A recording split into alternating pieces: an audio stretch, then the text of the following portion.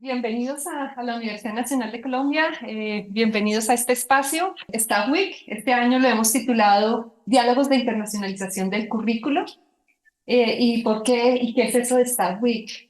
Es un espacio de relacionamiento estratégico creado para fortalecer el diálogo entre profesores de la universidad con sus pares académicos y la empresa a nivel nacional e internacional. Y ahí quiero resaltar varias palabras. Es un espacio de relacionamiento estratégico. ¿Alguna idea de qué es eso? Un relacionamiento dirigido, un relacionamiento con base en las necesidades de los profesores. No es cualquier relacionamiento, es donde haya un propicio a un diálogo con sus pares académicos. Y he colocado la empresa también. O sea, no solamente me relaciono con mi par académico, sino también con la empresa. Es muy importante para que todas estas investigaciones que se llevan a cabo en la universidad también salgan y tengan un efecto en la sociedad. Pero ese relacionamiento tiene, no, ya nos van a contar a lo largo de nuestros conferencistas, a quienes damos las gracias por estar acá. ¿Cómo puede ser? A nivel nacional e internacional, y hablando ahorita, antes de este espacio, también es a nivel territorial, a nivel entre la misma comunidad académica de la Universidad Nacional, entre las facultades, entre las sedes, entre los departamentos. ¿Y cómo hacer esto? Entonces, para ello, podemos establecer, ¿por qué es importante este espacio? ¿Cierto? Entonces, primero establecer conexiones para cooperar y trabajar en equipo. Y es muy importante aprender a trabajar en equipo, aprender a cooperar. Pero para aprender a cooperar, primero tenemos que hacer una reflexión nosotros, identificar qué queremos cooperar, cuáles son nuestras necesidades y cuáles son nuestras fortalezas, para poder buscar ese par académico, para buscar nuestra otra parte. Si eso no lo tenemos claro, hay que trabajar primero con eso. Y después saber con quién queremos asociarnos, saber buscar ese par académico. Y yo creo que ahí también es como atravesar y tener valentía para ese miedo que nos da a veces, de establecer una relación. Y eso se debe hacer con base en confianza. Aprovechar oportunidades de manera bidireccional. O sea, es importante que ese relacionamiento tenga un ganar-ganar, que sea recíproca. Y tener visibilidad, claro, nosotros queremos tener visibilidad de lo que hacemos a nivel local, regional, global. Entonces, para ello, ¿cómo podemos hacer ese espacio? Entonces, la siguiente, aquí cada uno de sus invité a los vicedecanos a quienes hablaron por qué era importante. ¿Por qué era importante tener este espacio? Y quisiera empezar con el vicedecano de ingeniería. ¿Hay alguien de ingeniería acá?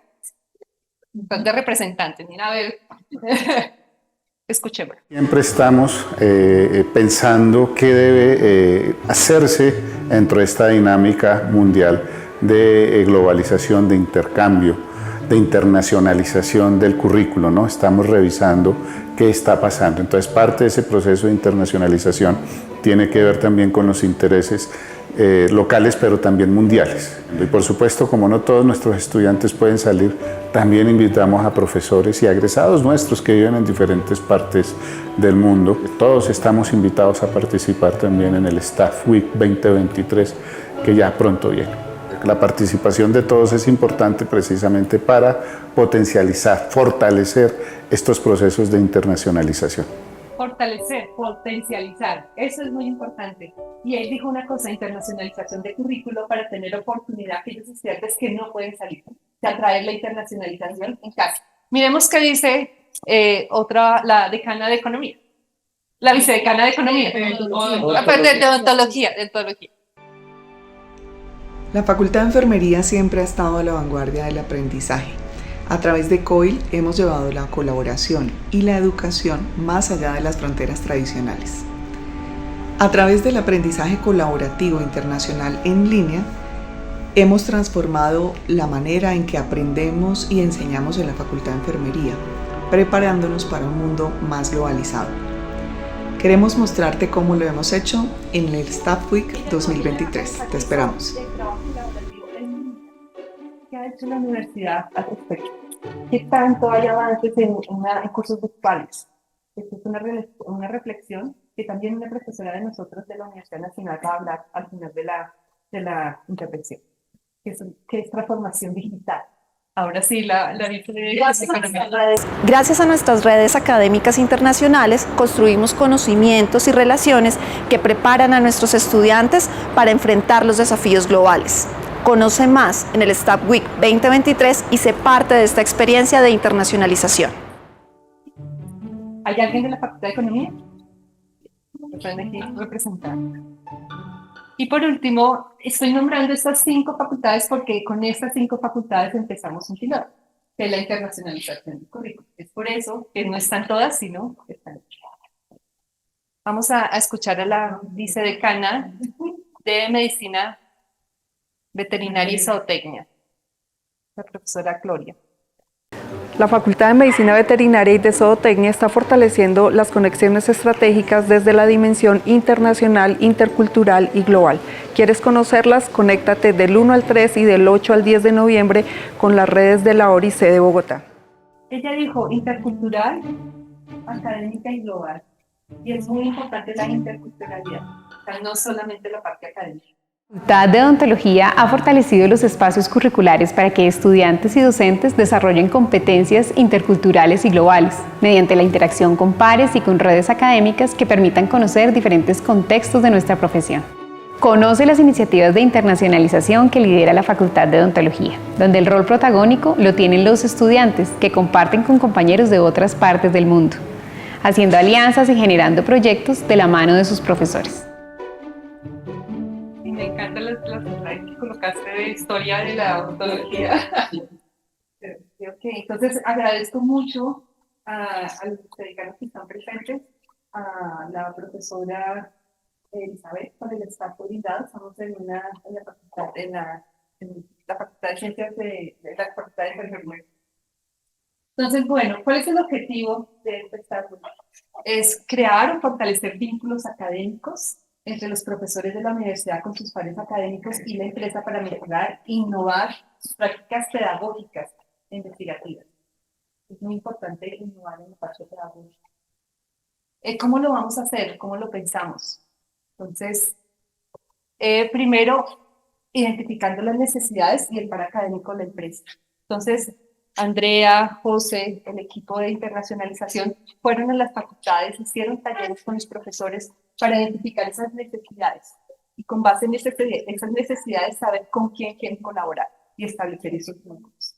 Luego asistimos a una serie de capacitaciones en temas de cooperación y hoy vamos a hacer un breve resumen sobre eso.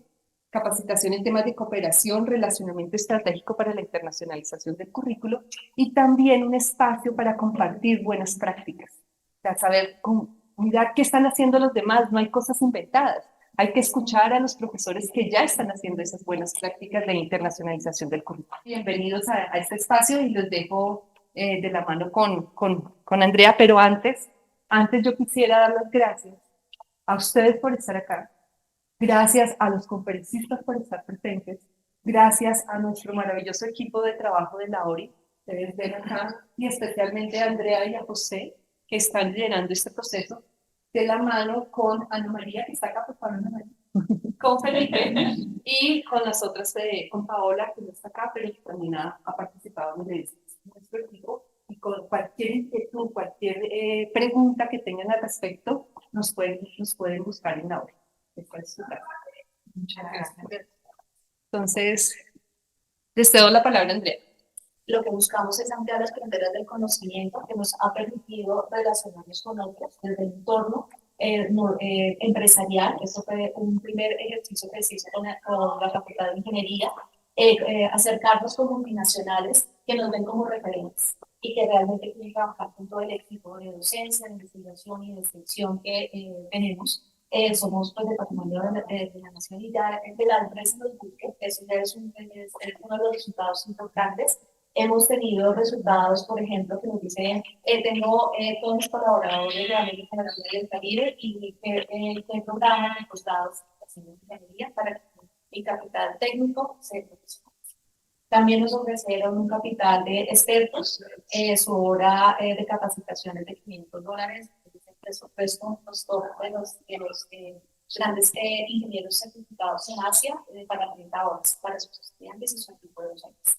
Estamos abiertos a la empresa para que podamos trabajar colaborativamente en esa investigación aplicada y que realmente la universidad sea cercana y la empresa sea cercana a todo el conocimiento. Hemos tenido también algo maravilloso que también me decía que es el resultado de la Facultad de Enfermería, es tener un relacionamiento con un organismo internacional, con la UTEC, donde realmente colocó todas las áreas a disposición de la Universidad Nacional, tiene todo un centro de investigación, quieren investigar con nosotros. Para ellos es un poco, es América del Sur y quiere trabajar con los universidades. Entonces, ya es una mirada, nosotros hablábamos del sur-sur, nosotros, pero ellos con nosotros somos un referente interesante. Tienen un centro de investigación, puntualmente hay 3 áreas de gran interés, no solo para enfermería, sino para 4 facultades específicas. Entonces, uno de los lineamientos que nos presentó la doctora Esperanza, que es la interdisciplinaridad, la multidisciplinaridad, se está viendo como resultado durante esta semana.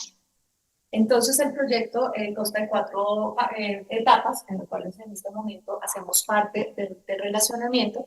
Nos ha permitido tener un proceso de caracterización, hemos tenido talleres puntuales con las áreas curriculares y los profesores que el tema internacionalización lo están llevando desde el currículo.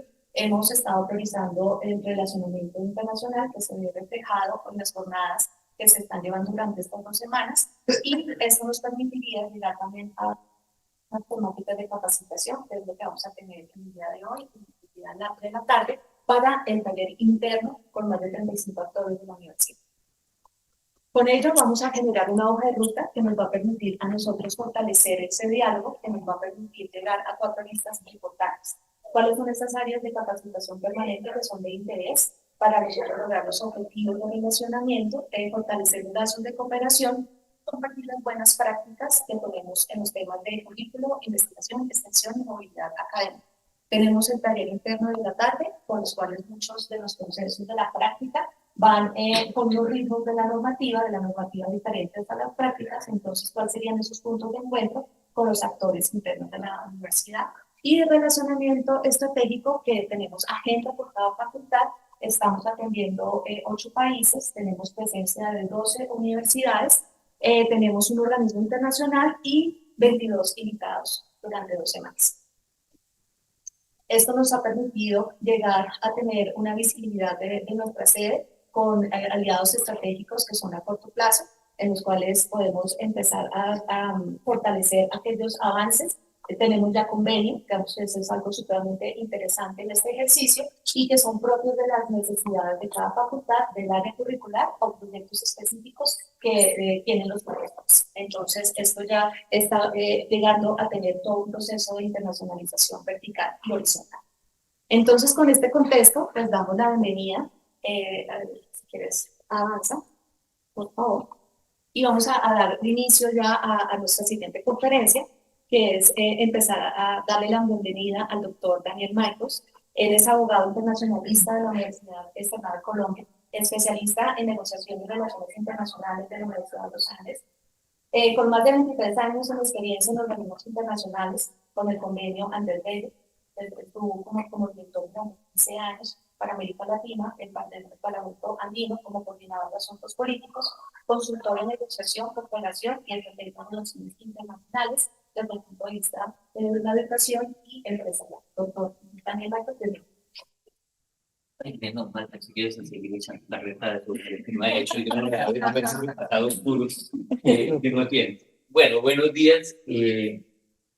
Primero, agradecerles la invitación, pero sobre todo felicitarlos. Ahora les contaba que yo soy el último dinosaurio que queda de quienes comenzamos un proyecto de internacionalización de la educación cuando en Colombia había solo un estudio que mostraba que solo el 0.5% de nuestras universidades tenían oficina de relaciones internacionales y ninguna tenía política de relaciones internacionales. Entonces, el estar acá y ver lo que están haciendo, pues ya me siento como el abuelito feliz que ya puede caminar hacia el ocaso. Porque esto muestra una transformación grande de lo que estamos viviendo y de lo que estamos teniendo. Adicionalmente, contarles un poco que lo que van a ver acá es el revuelto del que yo he vivido alrededor de, de mi vida. Yo comencé siendo abogado, pero antes de ser abogado, fui estudiante de la Universidad Nacional siendo niño. Tenía 14 años cuando entré aquí al conservatorio a estudiar música, y estuve, no mentiras, a los 8 entré y estudié hasta los 18. Estuve 10 años acá. Por supuesto no fui prodigio de la música, pero sí logré comprender lo que significaba la educación pública y lo que significaba el contar con un espacio como el conservatorio acá, y eso me permitió a mí algo que me iba a marcar luego para la vida, que nunca lo vi en ese momento, pero que lo entendí ahora que estoy aquí, cuando paso uno por el conservatorio y me doy cuenta que el edificio sigue igual. Entonces digo, bueno, todavía nos falta mejorar el edificio de arte, mejorar algunos espacios, etcétera. Pero bueno, por lo menos ya no entra el ejército a perseguirlo a uno dentro de la universidad. A mí me tocó las famosas épocas bravas de los años 70. Y ya sabrá cuántos años tengo. Entonces, el tema de todo esto es que fui abogado.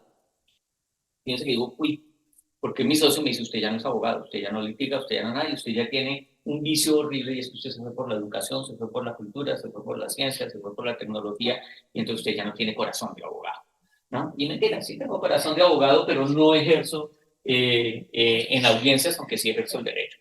Pero fuera de eso, cuando terminé derecho, yo estaba convencido de que yo iba a hacer realidad el sueño de Bolívar.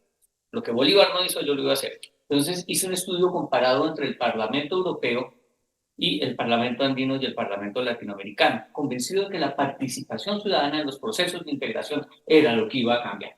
¿Qué fue lo único que logré? Que efectivamente se hicieran las elecciones directas al Parlamento Andino, solo que no estábamos en Europa, sino en América Latina, y logré que todos los senadores, congresistas y representantes que se quemaban en los congresos, que no salían en las elecciones, se venían al Parlamento Andino. Entonces ahí me estrellé con la política y con la realidad de lo que nos pasaba en los países. Después entró un organismo internacional de integración en educación, cultura y ciencia y tecnología, y ahí sí fue la cabeza, porque ahí ya decidí que no iba a ser millonario, porque me iba a dedicar a la educación, a la cultura y a la ciencia y la tecnología, y a trabajar por la integración y la cooperación en educación en esa línea. Y llevo ya 30 años como docente. Pero lo interesante es que esa vida me llevó a mí a negociar con ministros, negociar con viceministros, negociar con equipos técnicos, negociar con comunidades, negociar con todo el mundo. Y ahí me entró un bichito que era el tema de cómo se negocia, con quién se negocia, por qué se negocia, y el tema de qué hace que una persona tome una decisión de hacer algo o no hacer algo. Y ahí comencé a estudiar neurociencias aplicadas a las relaciones interpersonales. O sea, a golpes, porque esto ha sido encontrar en algún lado donde encuentro información o cómo lo hago. Toda esta antesala es para mostrarles que precisamente un abogado que arranca trabajando en relaciones internacionales termina metido en el tema de las neurociencias y de la cooperación para tratar de generar una dinámica de relacionamiento distinto. Entonces, cuando tú hablabas ahora de lo que está haciendo la universidad y comenzaste dándole las gracias al equipo de trabajo por estar acá, yo también les doy las gracias. Porque lo primero que le pasa a uno como docente, administrativo, decano, lo que sea, es miércoles, con todo lo que tengo que hacer yo ahora, con todo lo que tengo que entregar, me toca ir a un evento donde me van a echar carreta de cómo vamos a hacer tal cosa, y yo tengo muchísimas cosas para hacer.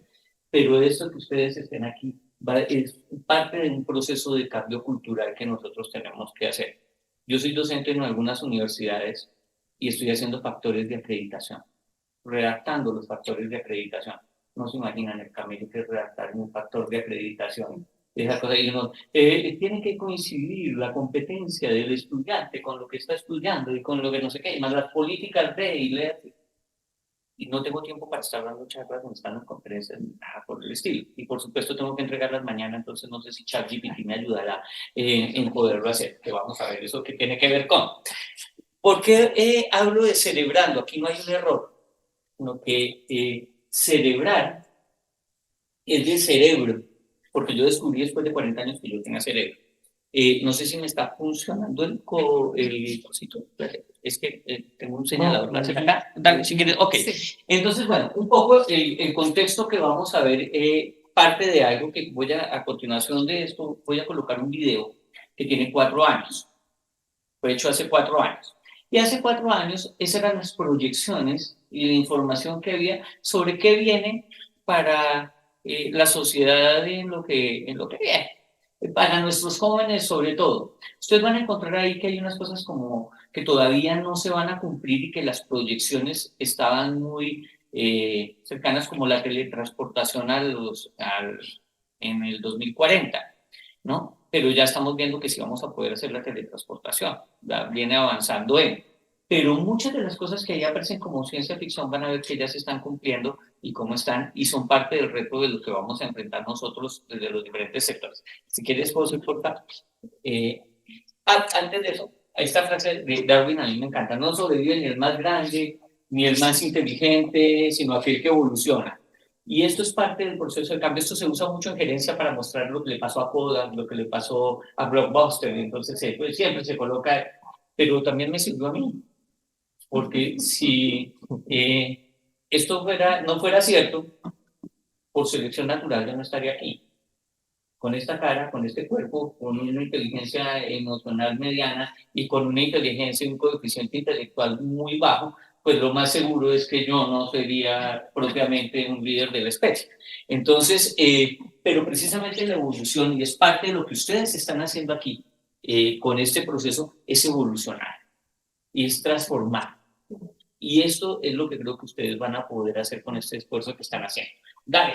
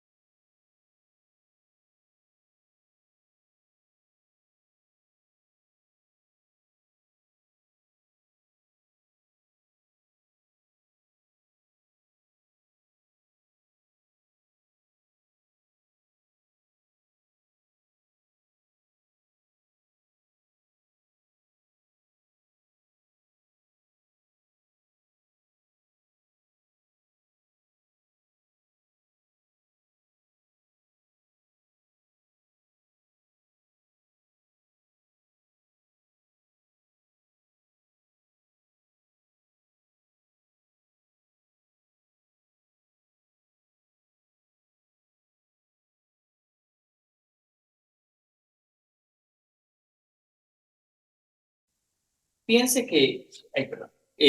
que algo que vemos ahí bueno, uno ve muchas cosas como de ciencia ficción y unas cosas que le da a uno como sustico, ¿no? Cuando uno comienza a mirar lo que se está dando. Pero algo que es fundamental es que precisamente nosotros sí tenemos que reinventar el futuro y el futuro solo se reinventa transformando el presente.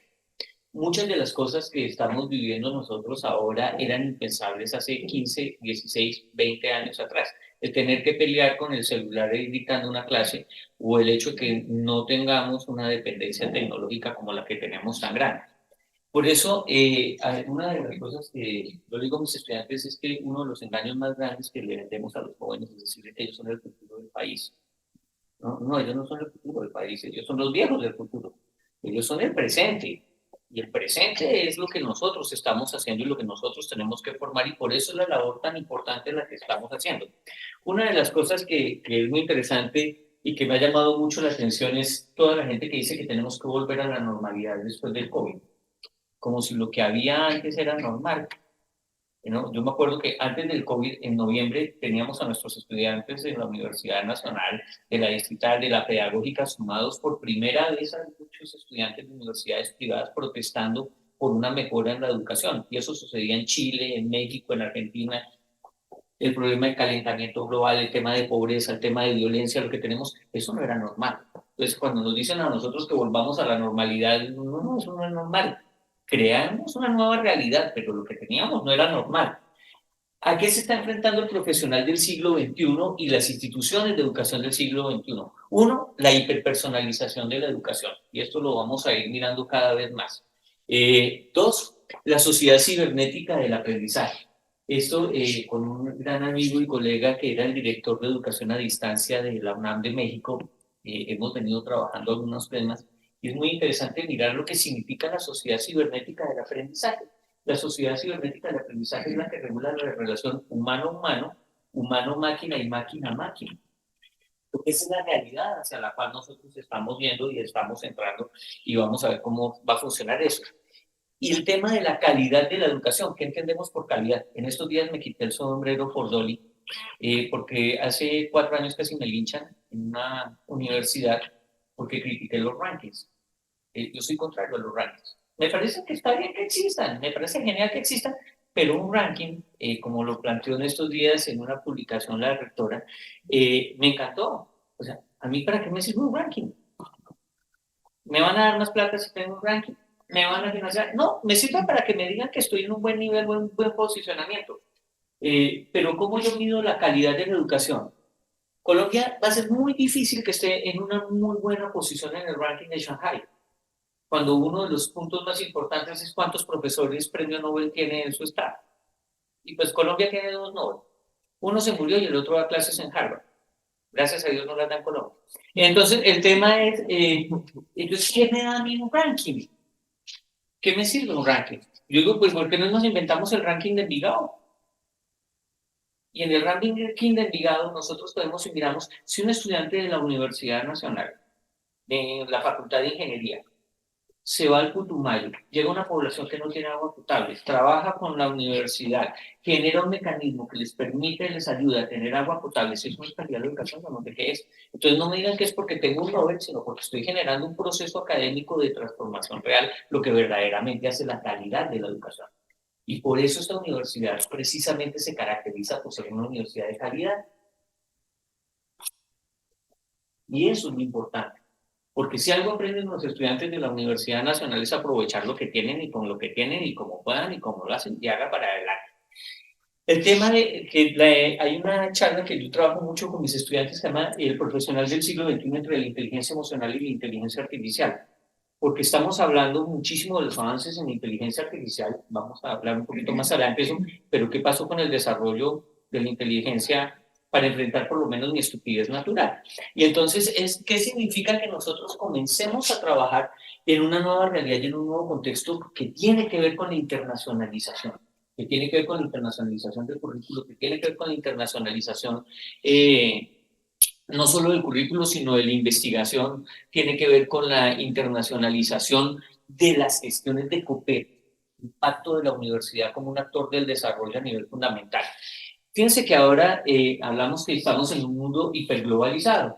pero resulta que ese es un concepto absolutamente relativo. Ahora apareció un nuevo concepto que me pareció mucho más apropiado, que dice que nosotros estamos hiperglobalizados regionalmente.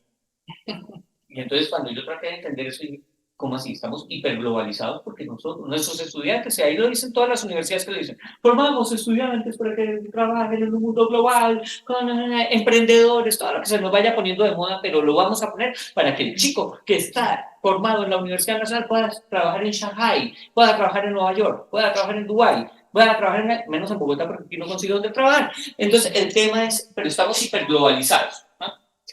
Pero resulta que un estudiante nuestro está igual de globalizado que un estudiante en Nueva York, o un restaurante, estudiante en Shanghai, o un estudiante en Australia. La internacionalización de cada persona es distinta dependiendo del lugar en donde está. Entonces no es verdad que estamos todos hiperglobalizados y gozando de las mieles de la hiperglobalización, sino que nuestra globalización está supeditada a la realidad en la que estamos.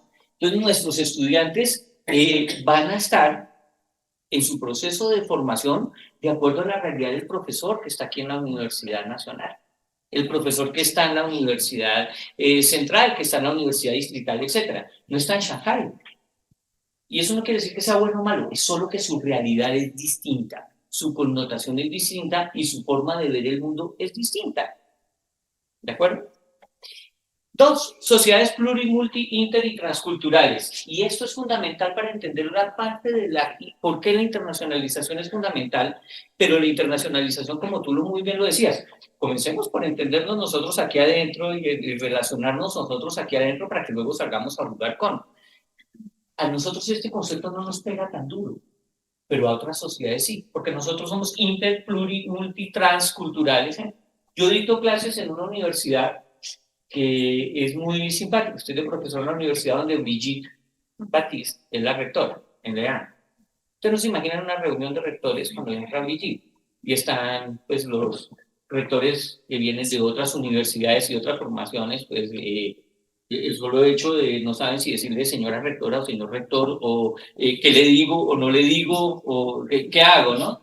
Pero después de 5 minutos oírla de medio ambiente, desarrollo o algo, se les olvidó con quién están hablando por su género. Pero es que esto es parte fundamental de lo que tenemos que trabajarlo. Sociedades multi, inter y transculturales, porque lo vivimos desde ahí. En nuestro salón de clase, nuestros estudiantes son multi, inter, trans y de todo. Y es fundamental. El otro día un alumno me preguntó y me dijo, profe, ¿usted es binario? Llevo 30 años dando clases, entonces cuando me preguntó si yo era binario, dije, yo también soy medio ordinario, pero ¿qué significa que un estudiante me pregunte qué soy? Pero es que es parte de nuestra realidad en lo que nosotros estamos trabajando, y lo que tenemos que entender cuando hablamos de internacionalización es que también tenemos que hablar de estas diferencias, no solo de género, política, religión. Acá en la nacional la ventaja es que ustedes no tienen el tema que tienen que enfrentar en otras universidades, porque el estudiante promedio llega viene del mismo lado, porque son los que pueden pagar la matrícula de ese lado. Pero acá en la universidad tenemos de todo y eso es la riqueza de la Universidad Nacional. El entorno multigeneracional que a mí me encanta porque tratamos de clasificar la gente en algún lado de estos, ¿no? Si es un baby boomer, una generación X, generación Y, generación Z, y criticamos las generaciones dependiendo de lo que sean, ¿no? No, esto es lo que tenemos. Yo ya tuve una alumna de 70 años de edad en la Facultad de Derecho. Y fue una abuela que dijo, yo quiero estudiar Derecho. ¿Y por qué? Porque toda la vida quise estudiar Derecho, pero tuve hijos, después tuve nietos, pues ya hoy quiero estudiar Derecho. No sé si lo ejerzo o no. Se cayó subiendo la escalera y la tenían que llevar alzada. El día que se graduó, usted no se imagina lo que fue el impacto para los chicos el graduarse con esta mujer. Pero esto que era absolutamente exótico, ahora es normal. Mi hermana tiene 69 años, va para 70. Se está inscribiendo en España, se fue a vivir con mi sobrina, y se está inscribiendo a estudiar artes y literatura, pero como carrera, no como postura. No vamos a enseñarles a que manejen Excel los viejitos para que entiendan cómo prender el computador y se puedan comunicar. No, es porque quieren estudiar, quieren aprender, quieren entrar en eso. Y esto también viene para la Universidad Nacional, que creo que va a futuro ser una de sus líneas. ¿Me puedes pasar? No, perdón. La nueva realidad tecnológica, no me voy a detener en eso, Es decir, Homo roboticus, que hace que muchos de ustedes todavía tienen el celular en la mano mientras yo hablo. ¿No? ¿Por qué? Porque eso es parte de nuestra realidad, tengo que estar conectado. ¿Por qué? Porque para mí ya es parte del celular de lo que soy. Es parte de lo que estamos. No me voy a detener en eso porque pues eso es para otro lado. Solo les quiero mostrar cositas así raras. ¿Se acuerdan que en el video aparecían cosas raras? ¿Y qué tiene que ver esto con internacionalización del currículo? Muchísimo. Y con internacionalización, muchísimo. Con transformación de la educación, todo. Esta se llama, pueden verlo en YouTube, NextMind, quedó aquí tapadito. NextMind es una empresa francesa, que fue comprada por Snapchat. ¿Qué es lo que hace este dispositivo? Se pone aquí en la cabeza, igual que cuando uno se para frente a una Xbox y se sincroniza con la mano para que uno juegue, se sincroniza el cerebro con el computador y entonces yo puedo activar la pantalla del computador con ondas cerebrales. Entonces puedo activar el código, ya puedo hacer que los juegos, por ejemplo, Super Mario venga y entonces yo con solo pensarlo, brinque Super Mario, ¿no? Vayan pensando en eso en los desarrollos tecnológicos. Los invito a que lo miren, cuesta 350 euros y me recordó la época cuando yo jugaba el juego más apasionante del mundo, que ahorita lo vamos a ver un poquito más adelante, y era absolutamente empírico y lo vamos a ver. 2, esto es lo normal ahora en las universidades. Todas las universidades cuando quieren captar alumnos le dicen, tenemos laboratorios de realidad virtual y realidad aumentada. El otro día, precisamente en la Universidad Técnica Particular de Loja, me llevaron a mostrarme una clase de Derecho. Entonces, cuando entré, era un laboratorio, un sitio todo oscuro. Me pusieron unos lentes y me dijo, doctor, bienvenido, va a ir al anfiteatro de Loja y va a hacer un levantamiento de cadáver. Me pusieron las gafas y efectivamente, wow, era el anfiteatro real de Loja. Uno va entrando y a mano derecha encuentra los baños y todo. Después fui a ver si era cierto y si era cierto. Y tenía levantamiento de cadáver. Cuando yo estudié Derecho, nunca pude hacer levantamiento de cadáver porque por una cosa que no sé si fue fortuna o algo, fue la primera vez en Bogotá que no hubo un muerto un viernes. Y yo feliz de que hubiera un muerto porque necesitaba un muerto para ir a hacer una levantamiento. No hubo un muerto y nunca pude hacer la práctica. Esa práctica de levantamiento de cadáver no pude. Aquí es real. Por supuesto se me cayó el corazón como 3 veces porque lo ponen a uno que no juegue. Todavía uno es muy torpe con todo el tema de realidad virtual realmente, pero es normal. El tema de los HoloLens, que ya van en HoloLens 4 y todo lo que está trabajando, que va súper avanzado en el tema. Pero es que con esto vamos a editar clases. Y con esto vamos a trabajar. Ya vieron la juez en Barranquilla que se le ocurrió hacer la audiencia con el tema que casi la lincha. ¿Me puedes pasar al siguiente?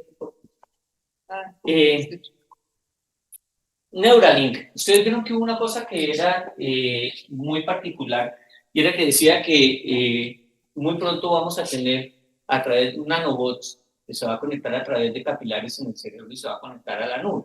Eso lo planteaba Ray Kurzweil, que era el jefe de prospectiva de Google, pero es el rector de una universidad que de pronto muchos de ustedes ya han oído hablar, que se llama Singularity University. Él es el rector de esa universidad. Pero fíjense que este año, en enero, el ADA de los Estados Unidos ya le autorizó a Elon Musk a hacer el experimento en humanos del chip. ¿Por qué? Porque aquí este monito juega al Pong, ustedes vieron ese video, está jugando al Pong, andando con ondas neuronales, mueve los palitos para golpear el palito, el Pong. Ese era el juego de video de mi época, no hay nada más apasionante. Yo me acuerdo con mi primo, como un par de pendejos, 4 horas, flechita arriba, flechita abajo. No, pues ojalá hubiera yo, si no era flechita arriba, flechita abajo, y él con el 1 y el 2, ¿no? Y subía el palito despacito, pegaba la bolita, y tenemos que esperar media hora que la bolita se devolviera, y entonces uno subía. Aquí el monito lo está haciendo, pero lo está haciendo con el cerebro. Y cada vez que la bolita le pega al palito, le sale jugo. Entonces, aquí no es que esté soplando, está tomándose el jugo, pero es con ondas neuronales. Entonces, ese chip que decían las abuelitas, no me pongan la vacuna del COVID porque nos van a poner un chip que nos va a controlar, etcétera, etcétera. Sí, pero no así. Va a ser el futuro de, pues, todo lo que hace Facebook con Reality Labs y ahora, pues, con Meta. Entonces, ¿qué quiere decir? Y esto es lo que quiero ir ya entrando muy fuerte en los temas de cooperación. Pues que nuestros estudiantes no son los estudiantes de los mismos que nosotros. De hecho, ellos son estudiantes de la cuarta revolución industrial. Para ellos ya la robótica, el internet de las cosas, la realidad virtual, la realidad aumentada es parte del proceso. Ustedes ya van a recibir una charla sobre cómo aportar las nuevas tecnologías a la odontología. ChatGPT-4 y odontología. Inteligencia artificial de odontología.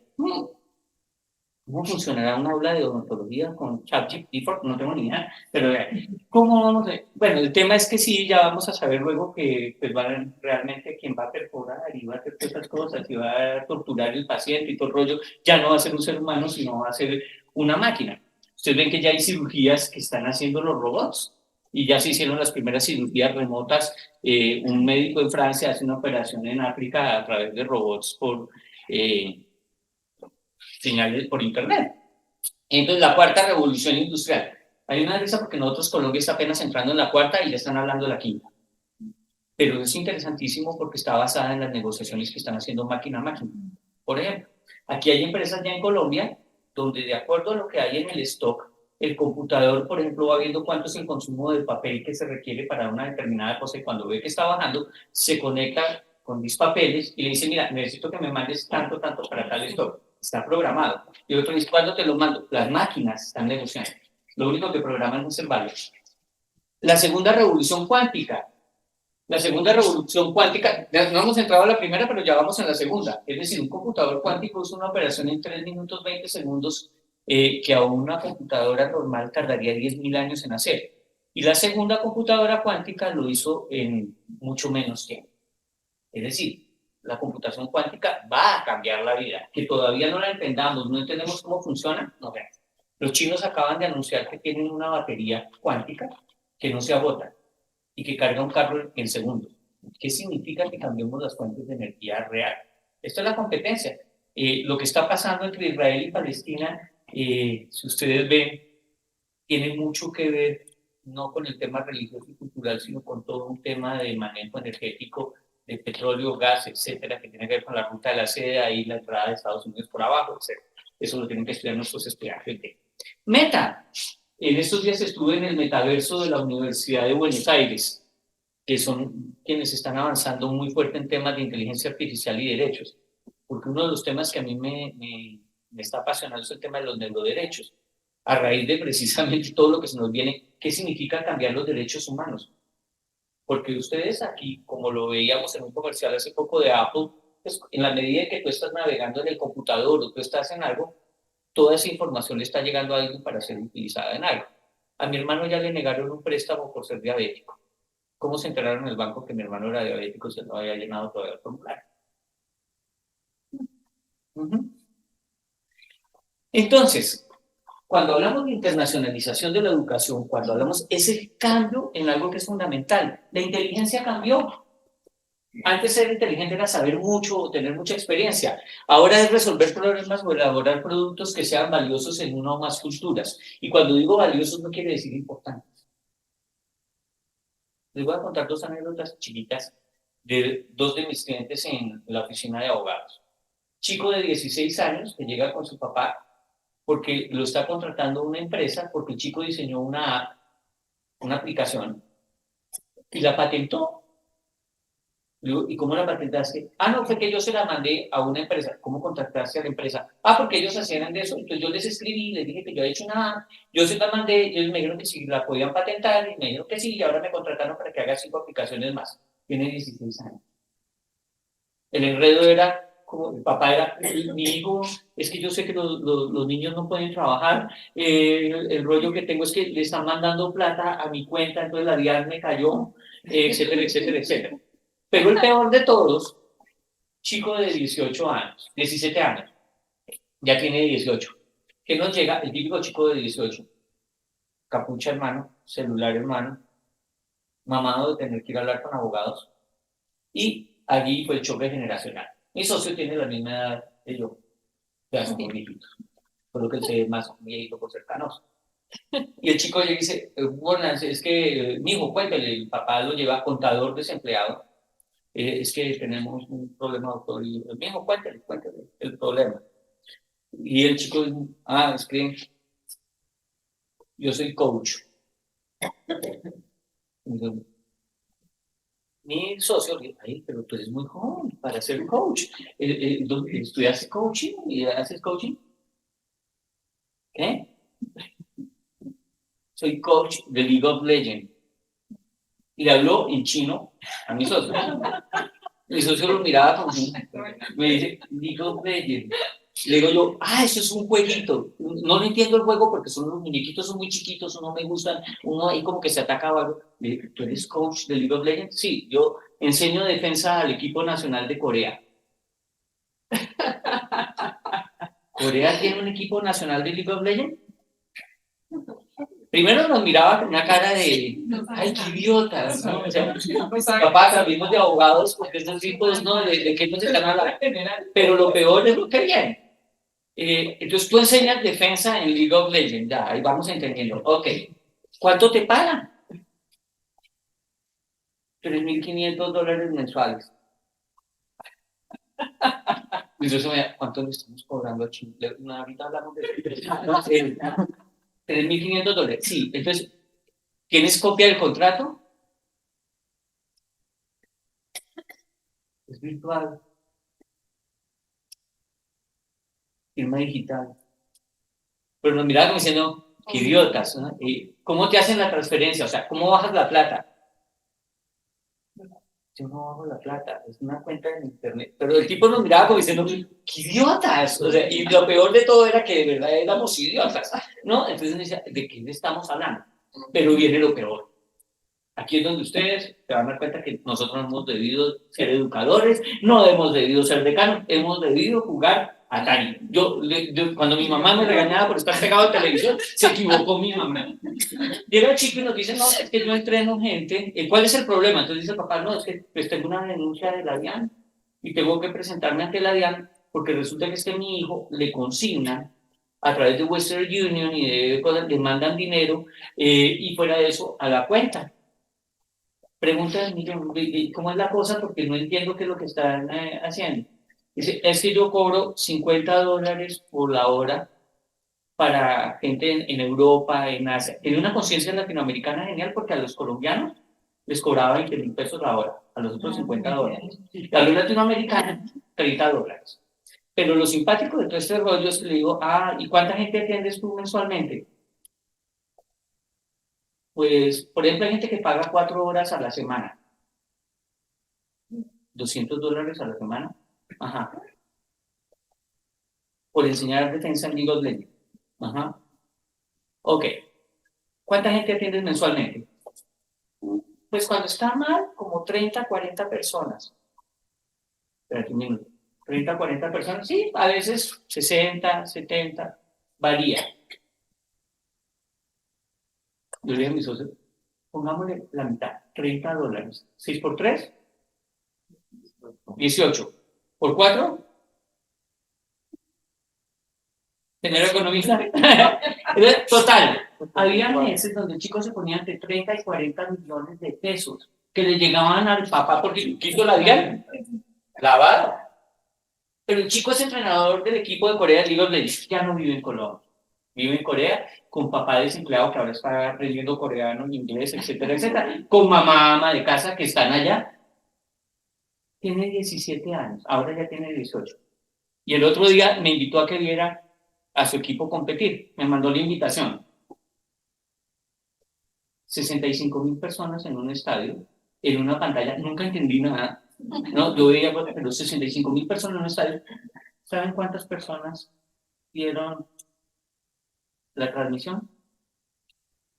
260 millones de personas. Miren lo que les estoy diciendo. 260 millones de personas vieron la transmisión de la final de League of Legends. Fortnite, que es el otro jueguito que juegan ahora los chicos, tiene su sitio de trabajo aquí en Bogotá. Mi sobrina trabaja para ese sitio.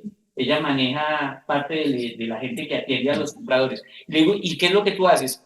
Es que la gente paga 300, 200, $400 por paquetes de flotadores, armas, pelucas y cosas de esas para jugar. Y entonces cuando no les funciona, nos llaman y nosotros lo funcionamos. esto es inteligencia, este es el cambio.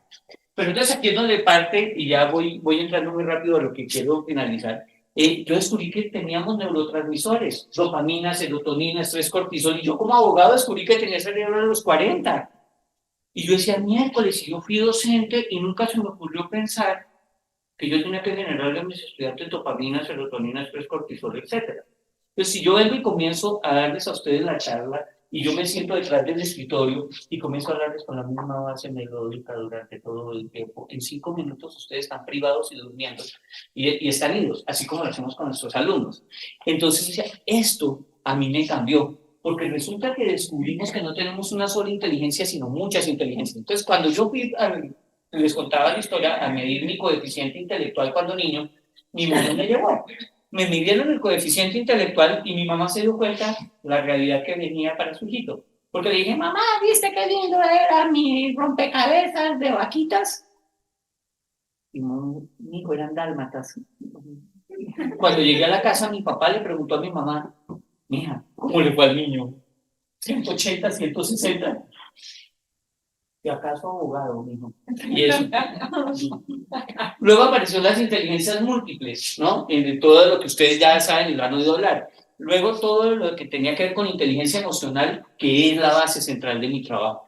Porque resulta que la inteligencia emocional, lo que hablábamos, uno aprende en la casa, en el colegio, en la universidad, pero no se lo enseñan en la casa, en el colegio, en la universidad, sino dependiendo del contexto en el que está. Y esta es la base sobre la cual yo enseño equipos de negociación, perfiles de negociación, estrategias de negociación, porque esta es la base con la cual nosotros hacemos todo todos los días, desde comunicarnos, relacionarnos y negociar. Ahora la pregunta es, si yo les traigo ahorita aquí a Bill Gates, ¿qué tan buenos serían ustedes negociando el proyecto? ¿Qué tan buenos serían ustedes negociando para conseguir los recursos de cooperación? Y eso no tiene que ver solo con que tengamos que hablar inglés, etcétera, etcétera, etcétera, porque para eso vamos a tener el chip que nos va a enseñar a que podamos hablar. Ojalá sea rápido, porque ese Open English es terrible. La inteligencia adaptativa. Esto que ustedes están haciendo hoy, de estar aquí, es inteligencia adaptativa. Tengo que dictar clases, tengo que montar el syllabus, tengo que hacer absolutamente todo, pero me toca ir a la conferencia, porque si no voy a la conferencia van a decir que soy una porquería, etcétera, etcétera. Y la directora de internacionalización va a decir que toda la facultad de los índices de indicadores de internacionalización no funcionan, etcétera. Y entonces la persona que está encargada de movilizar a los docentes de la facultad va a decir que, entonces mejor voy. Y fuera de eso aparece la inteligencia artificial. Y todo esto nos comienza a entender que la inteligencia adaptativa es la capacidad que nosotros tenemos para adaptarnos. Si a nosotros nos cuesta adaptarnos, imagínense un estudiante que está con 10.000 problemas adicionales a todo, ¿no? O sea, tengo que aprender economía, tengo un profesor de ingeniería que me están dando cálculo y no sé qué, circuitos y no sé qué, y fuera de eso mi novia está embarazada y para colmo de males millonarios casi que no clasifica, etcétera, etcétera, etcétera. Fíjense que algo que aparentemente es horrible, no, es que hay hasta hinchas de Nacional de América, y uno dice, pero ¿qué pasó con la inteligencia? Entonces el tema es, ¿qué pasa con algo que me llamó a mí mucho la atención? Hace 5 o 6 años, el BID señaló que en América Latina teníamos problemas de competencia siglo XXI, y que nuestros profesionales, no importaba la carrera, tenían problemas de competencia siglo XXI. Las competencias siglo XXI, este es según el BID, ¿no? Comunicación, trabajo colaborativo, vida y profesión, responsabilidad personal, social, ciudadanía global, alfabetización digital, alfabetización informacional, uso de tecnología, autonomía, pensamiento crítico, pensamiento computacional, todo eso. Y no importaba la carrera. Y entonces, ¿qué? América Latina tenía que generar esta fuerza. Esto es de Mercedes Mateo Díaz, que es la directora de educación del BID. Y entonces, ¿cómo hacemos para que nuestros estudiantes tengan estas competencias? Son 21, no voy a poner la diapositiva a los estudiantes, pero cuando yo vi eso, yo dije, wow. ¿Cómo le pido yo eso a mis estudiantes si mis docentes no lo tienen? ¿Y cómo le pido a mis docentes eso cuando la sociedad tampoco lo garantiza? Y el sistema educativo tampoco nos lo garantiza. Entonces comienza con aprender a aprender. Ciudadanía global.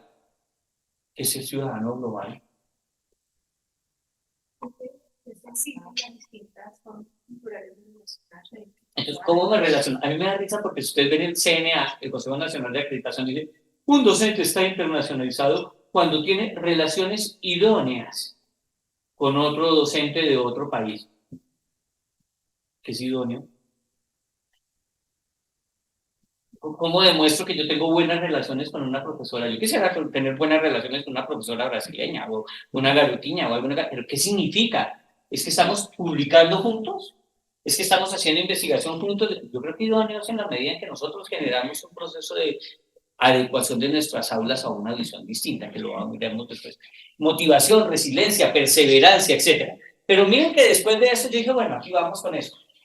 El Foro Económico Mundial, esto es lo que acaba de decir, que tenemos que colocar como competencias que tienen que tener y que tenemos que enseñarle a nuestros estudiantes y cómo enseñarlas. Y mire que vuelven a aparecer lo mismo que nos ponen a nosotros en el currículo.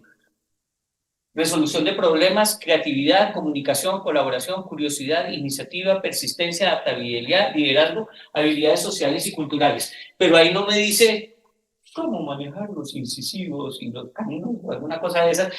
No, me están diciendo es curiosidad.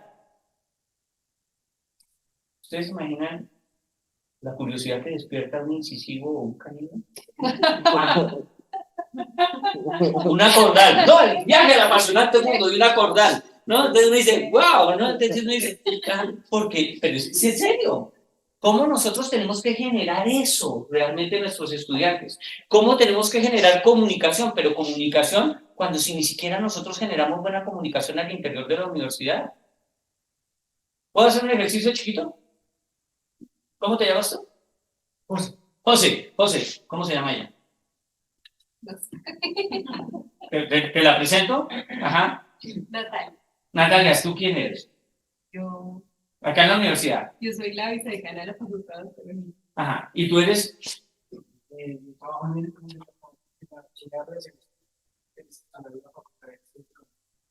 Casi nada. ¿Qué tienen que ver ustedes dos? ¿Y por qué sería tan importante que ustedes dos se juntaran? ¿Tú quién eres? Con de Arco Ajá. ¿Y trabajas en? en la Facultad de Enfermería. Ajá. ¿Y tú?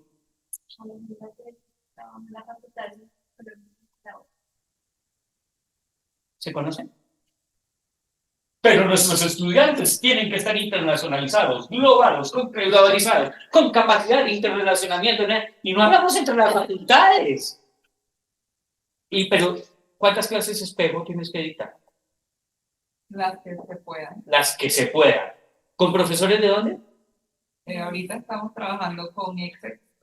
Ajá. Entonces, fíjense, tenemos que conseguir profesores alemanes, italianos, franceses, para que le dictemos la clase, pero no me hablo con el profesor de mi facultad, que está aquí al lado, que le digo, oye. Claro, y nos hablamos con la profe Marta. Ajá. La vicedecana. Ajá. Entonces, fíjate que ahí comenzamos a ver cómo lo hacemos, porque esto es parte de la habilidad que nosotros tenemos que trabajar. Miren esta de la OCDE. Ustedes saben que Colombia entró a la OCDE y ocupamos un honroso último lugar en los niveles de la OCDE. Por supuesto, tenemos problemas de matemáticas, de estructura, etcétera, etcétera.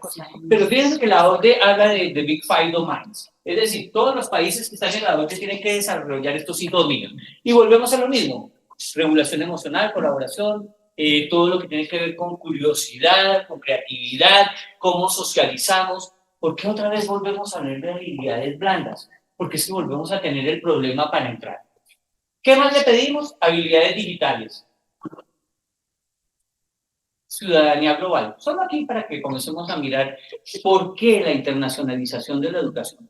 ¿Por qué la internacionalización de la educación es simplemente una transformación de la forma como nosotros estamos empezando a hacer sociedades?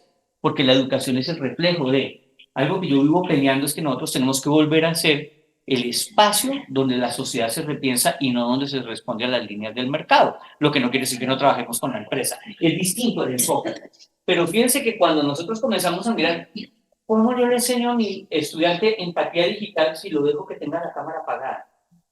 Yo dicto clases de negociación virtual y mis estudiantes con la cámara apagada, les digo, prendan la cámara. Profe, es derecho fundamental no prender la cámara. Le digo, no señor, eso era antes. Ahora la norma dice que tiene que prender la cámara. De hecho, porque tenemos que enseñarle que comience a generar empatía digital. Pero el problema es que ustedes como docentes tienen empatía digital. ¿Cuántos de ustedes cuando tienen reuniones virtuales prenden la cámara? Ajá.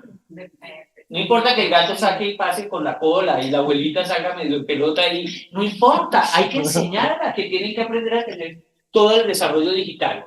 Entonces, cuando hablamos de internacionalización del currículo, tenemos que entender que nosotros entramos en una nueva era, que es la era del algoritmo, que no la entendemos sino los ingenieros. Imagínense un abogado, yo duré como 2 horas tratando de que me explicaran qué era un algoritmo. Cuando me explicaron qué era un algoritmo, quedé claro de que no sabía qué era un algoritmo. Pero ya ahora sabemos que estamos en la era del algoritmo, es decir, del dato, de la información.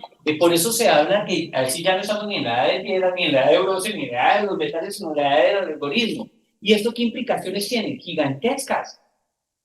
Hace unos años, la Universidad de Shanghái mostraba cómo ya se reporta con inteligencia artificial el grado de atención de un estudiante en clase, porque a través de los sensores que hay en el aula te muestran el grado de atención. Entonces dice, fulanita de tal tuvo 25% de atención en la clase porque se la pasó viendo el celular, o se la pasó viendo tal cosa. ¿El futuro de nuestra profesión es un algoritmo? Sí. Y va a estar ligada a los algoritmos porque la tecnología nos va a medir todo. ¿Usted no ha visto que ya nos miden a los profesores también con inteligencia artificial? De hecho, algunas universidades me asustan. Estuve en una universidad donde el docente, una vez que entra a clase, coloca el dedo. Sale de clase, coloca el dedo. Va al baño, coloca el dedo. Y le miren a uno cuánto tiempo hace uno pipí, santo Dios. ¡Qué peligro! Entonces, hay algo que es muy importante y es que tenemos que empezar a trabajar la pertinencia cibernética de la calidad de la educación superior. La cibernética, ustedes saben que es la ciencia que estudia el relacionamiento de los seres vivos y mecánicos, esto lo saben muy bien, son los ingenieros, pero la cibernética es un sistema de comunicaciones, viejísimo, esta teoría viene desde hace mucho tiempo, pero resulta que no la aplicamos, y entonces la cooperación cibernética, que es lo que yo quiero plantearles a ustedes, es dejarlos con la idea de que, ¿qué significa la cibernética? La forma como yo me relaciono con el contexto, me afecta el contexto y yo respondo al contexto. Entonces, si a mí me dicen internacionalízate, ¿y con quién? ¿Cómo? ¿Por qué? ¿Para qué? Las preguntas que tú hacías. Internacionalizar a un docente. Doctor, ¿quiere internacionalizarse? ¿Cierto? Por supuesto. ¿Dónde quiere ir, doctor? China. Muy bien, doctor. Entonces, la universidad lo va a apoyar. Entonces, le conseguimos, entonces usted va a la Oficina de Relaciones Internacionales, que siempre pensamos que esa agencia viaja. Y entonces, por eso es que aquí tenemos que conseguir los tiquetes, el pasaje, y fuera eso el financiamiento de la universidad. Yo no sé cómo hacen las oficinas de Relaciones Internacionales. Usted tiene que conseguir recursos de cooperación para... Yo hago internacional, por eso. Y entonces, profesor, usted va a ir a la universidad ya, le hacemos el contacto con Shanghái, pero ponga los 40 millones de pesos porque la universidad no tiene plata para que usted se internacionalice. Entonces, usted quiere ir a China, va a pagar los 40 millones, está allá en China, pero ¿usted habla inglés? ¿Sí, Juan? ¿Sí tú? Ah, yes. Entonces, y el tema es, porque así lo hacemos, porque en América Latina es así, ¿no? Y entonces el profesor vaya a Shanghái, pero eso sí, ya sabe, tiene que traer 18 publicaciones, 17 cosas, dicta clases, etcétera, etcétera, etcétera, etcétera, etcétera. Y para colmo de males, ¿no? Entonces, pero lo que de verdad tenemos que hacer, y esto es lo que tenemos que transmitirle a nuestros docentes y a nuestras facultades, esto es muy importante, tener una inteligencia estratégica. Esto que le pedimos a las empresas, a las organizaciones, etcétera, sí lo tiene la facultad. Y es decir, ¿qué queremos hacer nosotros y por qué nos queremos distinguir? Ahora Andrea decía algo que es muy bonito, la Universidad Nacional la busca. Yo estoy en universidades que nosotros buscamos que nos busquen. ¿No? Que dicen, mire, yo soy bueno en algo, venga. No, nosotros solo con la Universidad Nacional no. Ubícate, ¿no? ¿Por qué? Porque la universidad tiene un sinónimo de calidad. Gracias a Dios. Visualización estratégica interna. Y aquí es donde tenemos que empezar a generar el proceso. Porque muchas veces el proceso de internacionalización lo imponemos. Porque llegan de internacionalización y... ¿Cuántos estudiantes van a movilizar este año la universidad? ¿Cuál es la meta?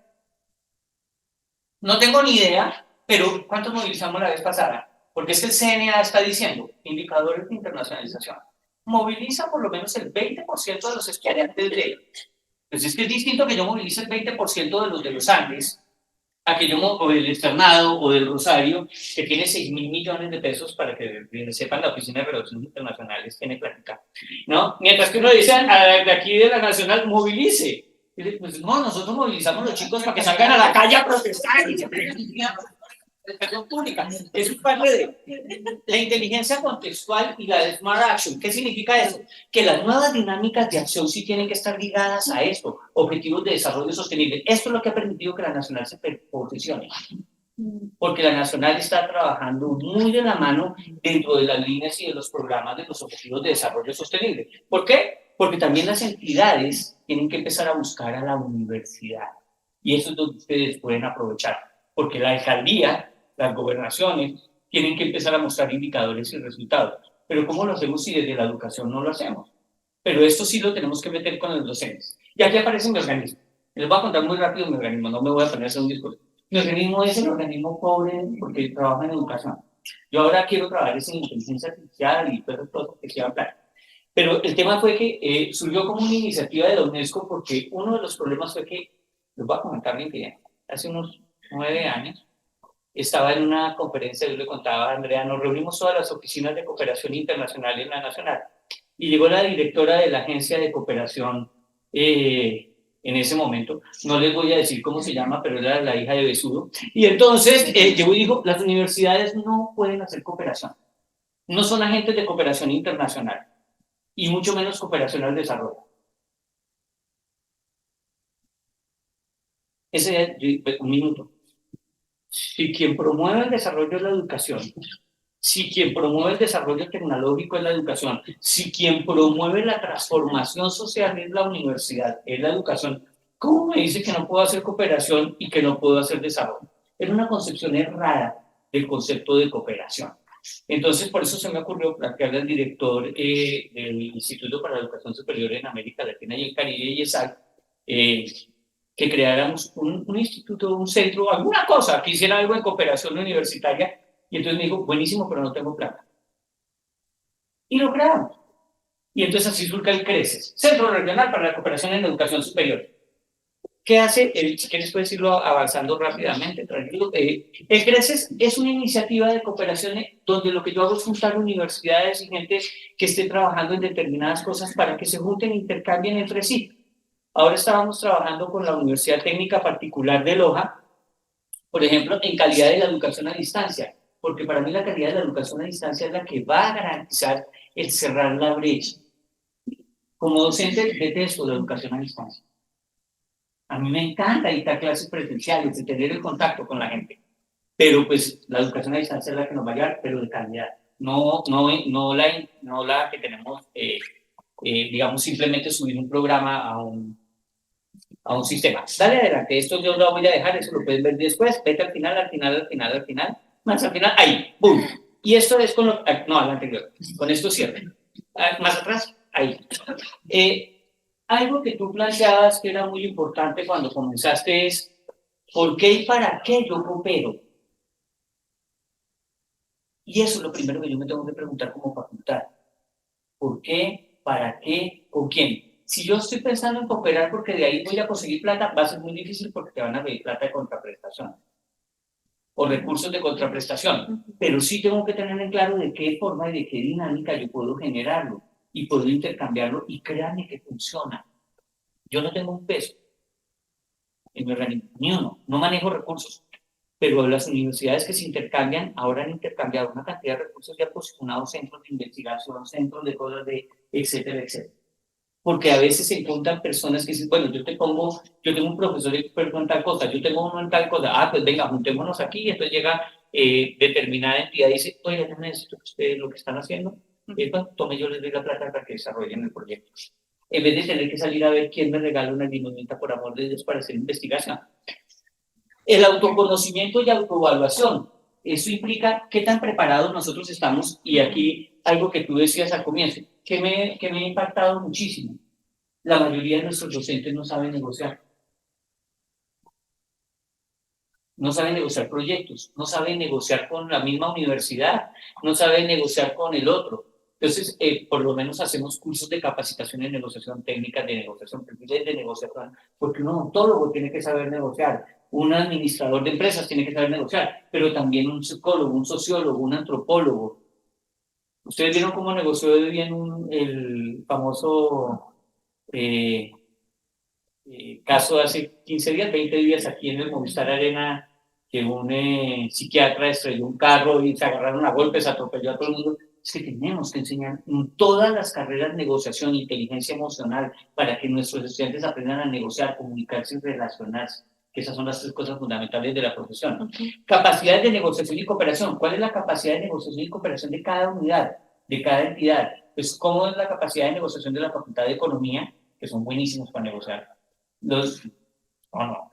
Claro, no, yo sé que tú no eres de economía, pero uno dice, no, si un economista no negocia, estamos fregados. Odontología, enfermería, medicina, sociología, ingeniería. Determinación de prioridades de áreas de interés. Ojo, muchas veces las universidades cometen el error de que tratan de sacar gente y sacar estudiantes y de ver cómo hago cosas sin tener en claro cuál es la prioridad que nosotros realmente necesitamos. Les cuento, hay universidades que movilizan y colocan que tienen hasta 600 estudiantes movilizados por semestre. Y uno hace la evaluación de qué han hecho y la movilización porque hicieron un viaje a Cartagena a ver los pueblos, que eso no es internacionalización, es un viaje de una académica, pero no necesariamente está dentro de un proceso fuerte y claro de internacionalización de la universidad. Entonces, ¿qué estamos haciendo de la articulación con el otro? La estructuración operativa, los resultados de aprendizaje, la evaluación. Entonces, realmente hay que tener una política de relaciones externas y veo que la están empezando a hacer acá en la universidad. No de internacionalización, sino de relaciones externas. Entonces, ¿cómo me relaciono con la empresa? ¿Cómo me relaciono con el gobierno? ¿Cómo me relaciono con los municipios? ¿Cómo me relaciono con las organizaciones? Y ahí es donde yo sí tengo que aprovechar esa fortaleza. Y termino con algo. Que es rapidísimo. Tenemos muchísimo problema porque realmente la cooperación es lo último que nosotros dejamos muchas veces y la internacionalización la dejamos de último en el proceso cuando es lo primero. Pero la internacionalización no es traer profesores a que nos dicten clase, no es hacer clases espejo, esos son instrumentos válidos, fuertes, buenos para hacer la formación. Pero el proceso de internacionalización es la estructuración muy fuerte de que quiero hacerlo dentro de mi programa, en mi currículo. Entonces, el que verdaderamente me va a definir el proceso de internacionalización es qué quiere hacer el docente para poder llevar desde su realidad y desde su conocimiento el conocimiento de otro. Por eso esta frase me encanta que dice que ser inteligente no es tener mucha experiencia o saber mucho, sino juntarse con personas más inteligentes que uno para poder progresar y mejorar. Y eso era un poquito lo que quería dejarles en cuanto al proceso. Hagan cursos de negociación, no teman equivocarse, no teman estrellarse, no teman que les digan que no, que es parte de lo que yo les digo a mis estudiantes. El no es la primera parte para entender que tengo que abrir otras puertas por otro lado, pero hay que agradecerle cuando le dicen a uno que no. Entonces, utilicen su inteligencia emocional, proyecten su inteligencia emocional hacia un proceso de internacionalización. Pero el proceso de internacionalización arranca directamente de que ustedes como facultades se conozcan, se comiencen a interrelacionar y eso les va a potenciar realmente la salida o sea, internacionalícense primero adentro, relaciónense primero adentro y ustedes van a descubrir cosas que ni se imaginan que tiene la universidad, que ustedes simplemente no la conocen porque no conocen al otro, que es la base fundamental de ser comunidad. Y eso es la base central de la educación. Doctor Daniel, muchísimas gracias.